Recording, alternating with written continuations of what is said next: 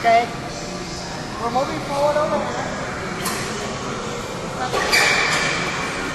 This locomotive right here, this is a, can someone tell me what locomotive is that from you youngin' ones? That's 59 kids. Put your safety glasses on. So are you.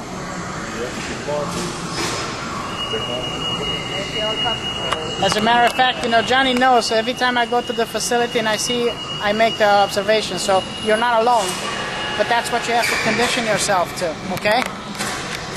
So, at 59 PHI, fantastic, great job. Do you know what year this locomotive was built? I knew it, I forgot. Huh? I'm forgetting right now. Well, this particular locomotive was built in 1998. Okay? And this is a series, the second series of the F59 PHIs. The first one were the 2001, 2009. Plus they were 2010, 2014, 2015. Sorry, I didn't mean to. No, that's fine. There's also more locomotives F59 PHIs that are owned by Amtrak, the 400 series that's on the same 2001 through 9, and also Metrolink had a bunch of 800 series F59s. Now, these are 3,000 horsepower rated. They have also 12-cylinder, but the difference between this one and the other locomotive, this is a what? What's the difference on the engine? Can someone tell me?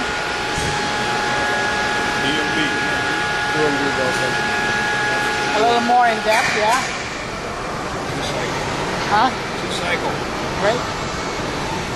This is a 2-cycle engine versus the other one's a 4-cycle engine. Can anybody tell me what the difference in the 2-cycle versus 4-cycle is?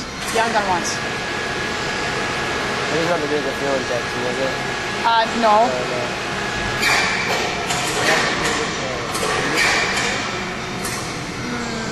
No, it's more specific though. Do you know what a 2-cycle engine is versus a 4-cycle engine? What are the principles of an internal combustion engine? How many steps are in there?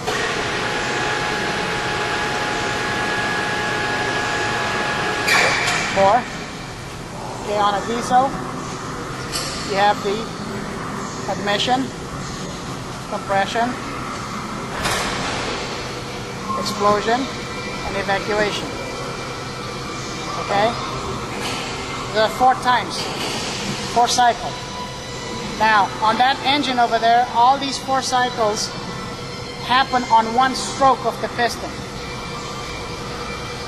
On this one, and 2 strokes. 2 strokes. So it takes 2 strokes to make the same thing.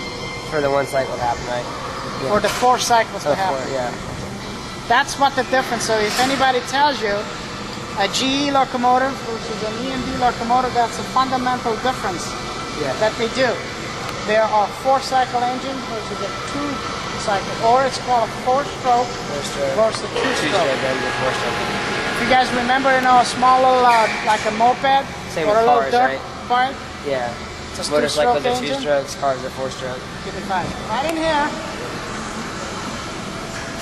That's cool to know. You know what this is? Don't down, Johnny. This machine is called a wheel truing machine. T-R-U, truing. It's basically like a grinder. It's not a lathe machine. Does it grind the wheels back down to regular size? If any pieces are like jagged or anything, it grinds it down. Talk to Brianna and get the 2000 cups on the left tire. Okay. That's exactly what it is. Okay? This is a $1.2 million machine that it's worth its weight in gold. And the reason why is because you can spot a wheel over here on a train or a car without taking it off, and within an hour you can reprofile it back to its proper required surface. The way it should be. Exactly. Because even though it's steel, the rail is the heaviest of them all. Yeah. So the wheel suffers flat spots, thermal cracks, various, wore out, and so on. So you can go ahead and resurface it. A wheel set lasts an approximate 2 to 3 years in service.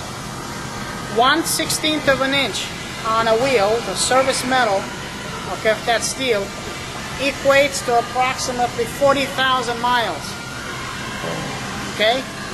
And you do have about 3.5 inches of wear. Now, So that's, does that change the diameter? yes, it does. So how do you compensate for that? Good point. The train does not really know, nor does it's interested in what the diameter of the wheel is on a car. More so. Whether it's big or not doesn't really matter. However, what it matters is on because every train has ABS brakes.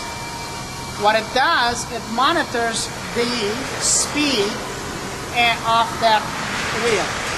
And the wheel, I'll show you on the other side of this coach, each wheel has a sensor that the onboard computer monitors how fast it's turning compared to the other ones and adjusting the braking effort accordingly. Okay? So the faster it goes, the heavier the brake effort is, the more effort is placed onto the disc to prevent the wheel from actually sliding. So when the ABS was invented on was on the trains first, not on the cars. On the trains you used to have the celestats, they're called, pneumatic, long before the cars became, electronic automatic brake system. Actually, the airplanes had it first. But that reduced the wear and increased the reliability of a wheel tremendously. Is that what ABS is? Automatic brake system? Or braking system? Yeah. And that's what airplanes have too? Or? Yes. You don't want an airplane to skid. Yeah. Okay? So let's move this way.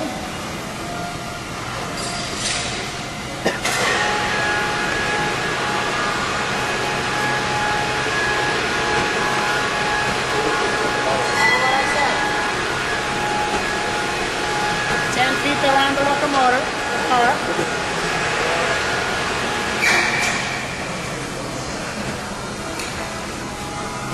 This is the wheel sensor. Awesome computer I saw. That's correct. Yeah. So these are the gear teeth. And they're all the same on each wheel. And they have the same amount of teeth. But if the wheel is smaller, guess what? It turns a lot faster compared to the other wheel. So the computer monitors, and calculates what the difference is, and it comes up with an average. And that lets you know how much you can grind it down to... No, that's totally set. That's only to monitor the speed, the revolutions. We do have gauges that we measure the wheel, and it tells us how much we need to cut in order to bring it back to the profile. Cheer down. Okay? As you can see, there's a head on that radar right there. There's a big metal head next to the vise. Oh, I see. That holds the profile of the cutter itself. What bites is carbide rollers that cut into the steel on the wheel. We'll go on the other side when we come back. What? You don't know what that is. You don't want to know what that is. That's sewage. That's waste system dumpster. Waste system. Yeah, I don't want to be. And believe me, that's something you don't want to mess with.